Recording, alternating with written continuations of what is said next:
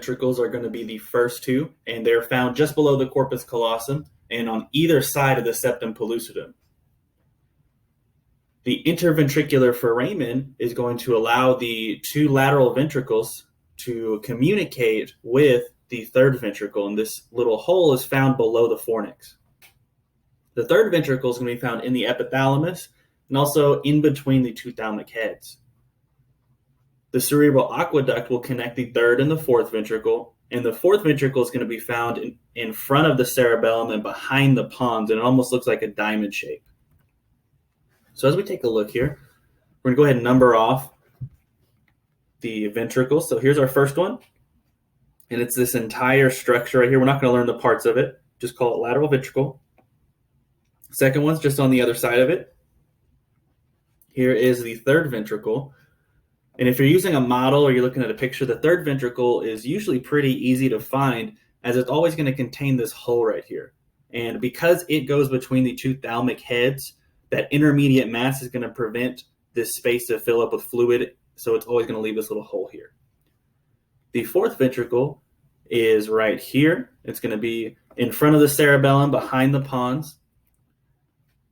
The interventricular foramen is going to be these little bridges right here that connect each lateral ventricle to that third ventricle. So we'll say IVF for interventricular foramen. And then the cerebral aqueduct will connect the third ventricle down to the fourth ventricle.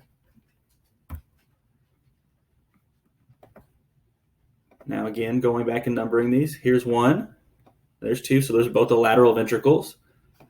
Here's the third ventricle, and then here is the fourth ventricle. And again, the interventricular foramen connect the two lateral ventricles to this third ventricle, and then the cerebral aqueduct connects the third to the fourth.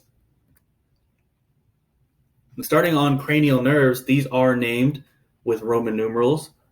There are plenty of mnemonics you can find online, but we're just going to go through these individually. The first cranial nerve is called the olfactory nerve, and it actually has an enlargement called the olfactory bulb. This is a sensory nerve that helps you detect smell, and it's actually going to pass through the cribriform plate. The second cranial nerve is the optic nerve, and this is going to be sensory nerve for vision. Now, there is a structure called the optic chiasm where both optic nerves come together and they form almost an X shape. And so this is a really useful landmark to use to your advantage. If you can find this X shape, you're looking at the optic chiasm, and then you can trace them upward to find the optic nerves. This nerve is actually going to also pass through the optic canal. The third cranial nerve is called oculomotor, and this is a motor nerve that's going to help the eye move, and it innervates different eye muscles that we'll talk about in the next chapter. But this will pass through the superior orbital fissure.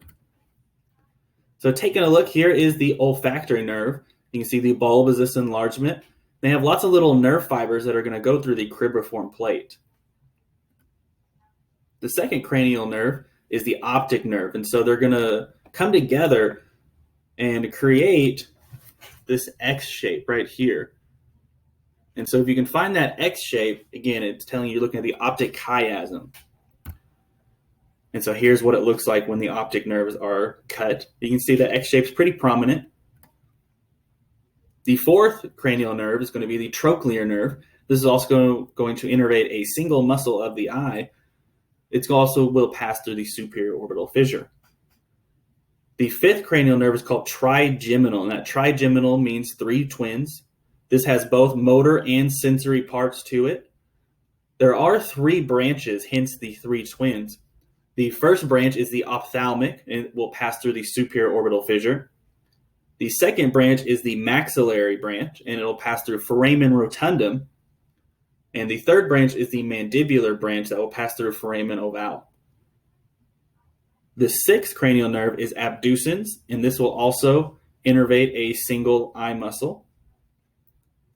This nerve will pass through the superior orbital fissure. So taking a look at this picture, we have trigeminal. So we can see all three branches. So there's ophthalmic. Here is maxillary. And then here is mandibular branch.